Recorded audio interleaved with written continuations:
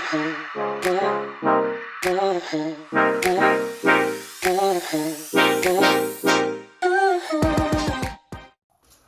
on Killing I'm a Dog Man, we're talking about dog attacks, parvo, earning your dog trust, and many more. So stay tuned.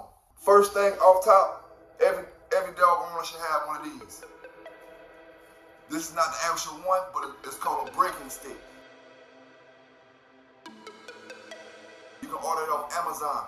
Yours will come plastic and it'll be smaller than this. What it's for is to wedge in between dog's jaws and open a dog's mouth. Say for instance, you walking your Chihuahua or Shih Tzu through the park, and you got your little breaking stick that you order from Amazon. It comes with a string, you put it on your wrist. If you're a jogger, you put it in your back pocket. And just say you get attacked by some big ferocious pit bull or something. There's no way you're gonna get that dog off. You can beat it, you can slap it, you can burn your nose, you can throw water on it, you can do everything you wanna do, but the dog's not gonna let go. This little simple object, you take it, stick it in the dog's mouth, pry his jaws open, the owner pull his dog back or her dog back, fight's over. There'll be a lot of vet bills and a lot of deaths that would be obsolete, like wouldn't happen if you would have had a breaking stick. Like I said, you order these off Amazon, it wouldn't be this, it'd be way better than this, of a little plastic one. It'll come sharp, like this, and you just stick it in between the dog jaws, and you wedge it open. And it's a lifesaver if you can't get a dog off your dog. And if worse come to worse, if you can't get the dog off and it's all else failing, then you gotta go Rick from Walking Dead on it. But that's just a joke. But yeah, you just use this, pry it in their mouth, open it up, and it'd be great if both owners, every dog owner should have one of these, because you never know when your dog get into a fight and the other dog has the upper hand on your dog, or your dog has the upper hand on that dog. You still want to break the fight up. You need to get it broken up, and you need to get it broken up fast. And there's only one way to break it up, and that's with the breaking stick. So look into buying one off Amazon, no matter what breed of dog you got. Next, we're talking about parvo. There's a few strains of that parvo out, and that parvo is making a comeback. So be careful with your dogs. Keep them vaccinated. Keep the areas clean, and watch who you have around your dogs, especially when they have dogs themselves, because that's the #1 contractor to bring parvo to your yard. Somebody have parvo on their yard and bring it to your yard. And how they bring it through their shoes, walking on their yard. They don't have to necessarily have no kind of dog shit or nothing on their shoes. They just walking through the yard when they got parvo on the yard, and they come to your house and they spread it like that. A lot of people with dogs, especially people who got dogs in the house, they make people who, like their friends who got dogs, they make them take their shoes off before they even come inside the house. Because imagine if you got a Chihuahua and like I got 30 pit bulls at the house and my dog died of parvo. You don't know nothing about parvo. You just a little, you just a pet owner. You don't know nothing about them kind of diseases. My dog died of parvo. I don't tell you, I come to your house, bring that disease and everything, and put it on your carpet. You can't see it, you can't smell it. Put it on your carpet, and now your little dog dies out the blue, and it's gonna die in a matter of 2 or 3 days once they catch it. They start shitting out blood. They lose their appetite. They get dehydrated. The vet can't even do anything for them. If the vet know that you're bringing a dog to them with parvo, they kind of do the hazmat security type thing. Like they don't want that dog to be on their floor, none of that type of stuff. You know what I'm saying? So and there's nothing they can really do for it but try to keep them flush with fluids. If you can last for a week with the parvo, you can probably beat it. But most dogs don't last 2 or 3 days with it. So watch, just be careful out there, because it's out there strong right about now. I know a couple people dogs that died and had misfortunes because of the parvo this season. So be careful with it and stay on the lookout and keep the dogs vaccinated. And every week I'm gonna have a little episode for the dog of the week.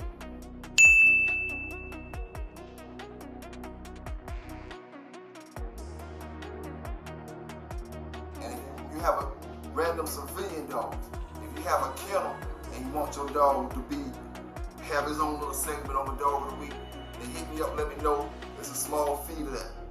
But civilians, I'll be scouting around, and whenever I go different places, I'll see different dogs or whatever. If you got videos of your pooch or whatever, and you're not a kennel, send me the videos.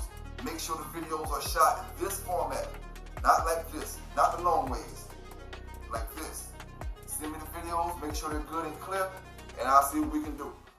Why are people always talking about dogs turning on me?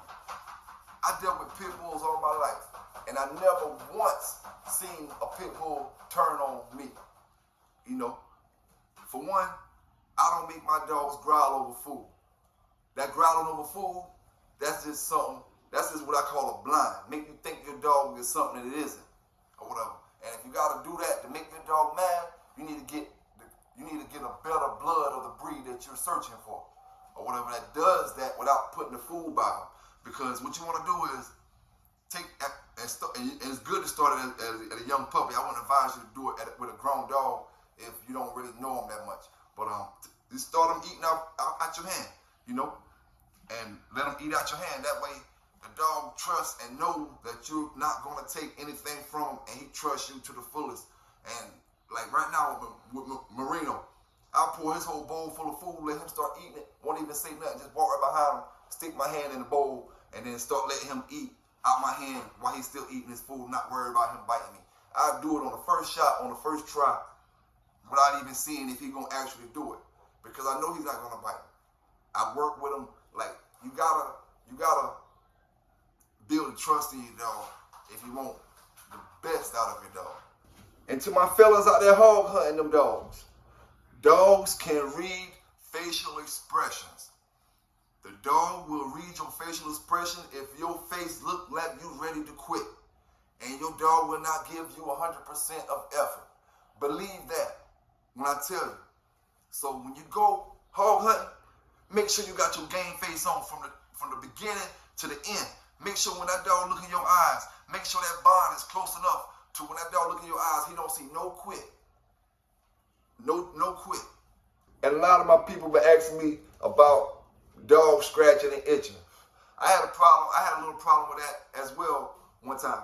And I mean, as far as you check them for fleas or mites and stuff like that, most of the time, if it's not a flea problem, it's a food problem or an allergy problem that maybe it's something in the food that their body's not agreeing with, or it's just making them itch, or most of the time it's pretty much the food problem.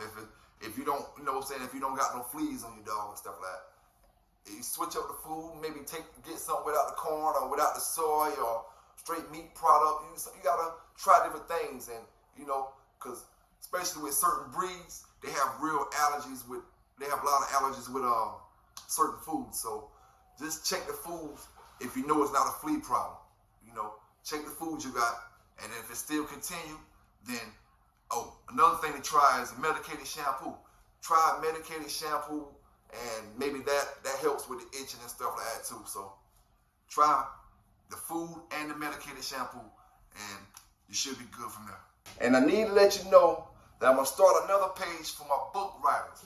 This is gonna be for my book writers, my filmmakers, and my porn writers, my music makers, whatever, any type of artist. And we're gonna write books together. I'm gonna start my books off. I'm gonna talk about the chapters. This is gonna be everything for authors, or authors' dream world. So stay tuned for that channel, and I'll let you know. I'll hit you up. And anybody who looking to get in them protection dogs and not real familiar with certain things, beware of this, and understand this. Foreigners know that Americans are the biggest consumers of their protection dogs.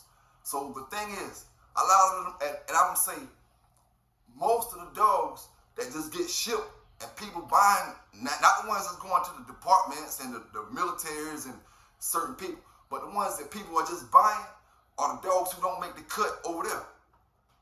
They like the leftovers. The dogs who didn't make KMPV, but they competed, or the dog who didn't make this, or the dog who didn't make that.